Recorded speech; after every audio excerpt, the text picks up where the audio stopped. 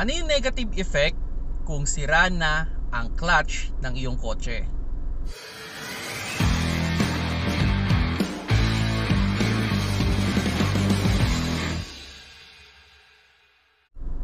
Hello mga paps, I'm Kuya Shane at para to sa mga naka-manual transmission at ano ba yung mga negative effect sa ating kotse kung sakali man na sira na ang clutch ng iyong sasakyan. Okay, yung clutch, ito yung nasa pagitan ng ating engine at ng ating transmission. Kumbaga, siya yung nagtatransfer ng power from engine to transmission. Siya yung namamagitan dun sa dalawa. So yun, ano ba yung mga negative effect kung sira na yung ating clutch? Well, number one dyan, there's a big possibility na lumakas sa gas ang iyong sasakyan.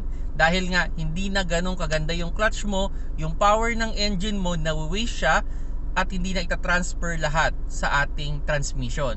Okay? So yun, pwedeng lumakas yan sa gas. Number two is pwedeng humina yung power ng iyong sasakyan o pwedeng kumupad yan sa takbo o pwedeng hindi yan makaahon kung sakali man nasira na yung clutch ng iyong sasakyan. And number 3, there's a big possibility na mangamoy ang iyong clutch, no? So mabaho yan, parang nasusunog na tinapay na maaamoy mo dito sa loob ng sasakyan at lalo doon sa engine bay. So yan yung mga disadvantage kung sira na yung clutch ng iyong sasakyan o yan yung negative effect. So ang question dyan nung iba is gaano ba katagal nasisira ang clutch? O ilang kilometer ba? O ilang months ba? O ilang years ba bago nasisira ang clutch? Well, wala to sa years, no? Normally sa kilometer tayo magbe-base.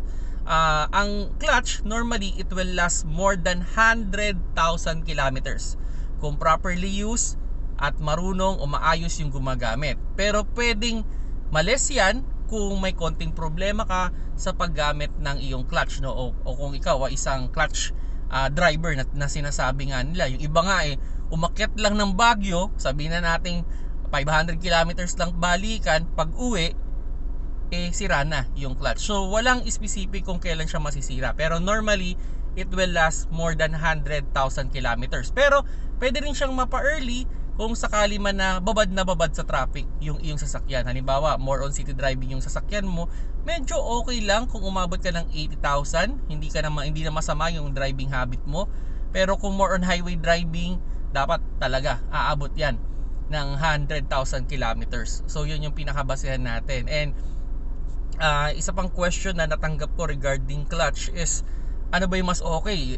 Original ba o replacement? Well, iba talaga yung quality nung original. Okay, medyo minsan may konting hindi ganun kaganda yung response, o minsan naman parang may konting vibrate or delay kung sakaling replacement yung bibilhin mo. Kaya kung sakali man kung pang personal use yung sasakyan, go for original na. Yun nga lang talaga, nadodoble talaga yung presyo halos.